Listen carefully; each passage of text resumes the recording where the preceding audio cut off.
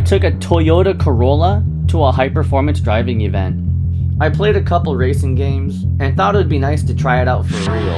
I signed up to do a track day with Track Night in America. I was in the novice group at Thunderhill Raceway's 2 Mile West course. Once I made it to the racetrack, I was able to set up my car. I emptied my car of everything and slapped on some GoPros. Check-in was pretty easy. Sign the waivers, sign the tech inspection sheet, and do a helmet inspection. After that, they give you your race numbers. For us, it's just a sticker that goes on the window. There's no need for any numbers on the sides of or doors of the car. All of the beginners like me end up doing a lot of classroom time.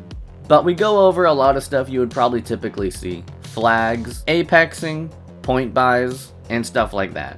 At this event, instructors are not sitting next to you in your car. Before they let us loose on track, we have a paced lap where we follow instructors. After the paced lap, we go over everything over again but in more detail. Meanwhile, the advanced and intermediate get their track sessions in. After classroom time, it's our turn to go on track. Once they send us out, I realized my car is not exactly fast. I ended up being a bottleneck in a lot of areas and had to give quite a few point buys. Once our first track session was over, it was straight back to the classroom. As it turns out, a lot of people ended up being bottlenecks and it wasn't just me. But hey, it's a track event and we have instructors to tell us how to do better. So my new strategy, if I become a bottleneck and I can't give enough point buys, just go to the pits and let people cycle through so I have a clear track for myself. That's honestly the biggest learning point for me. For some other people, it was how not to have road rage.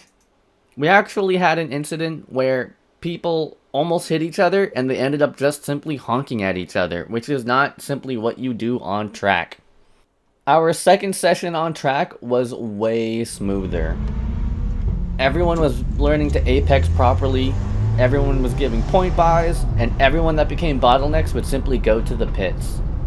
We were all simply able to focus on ourselves. We also had a track tour lap where people are allowed to give ride-alongs. After that came our last track session. Our instructor had told us the last and the first sessions are usually the most dangerous.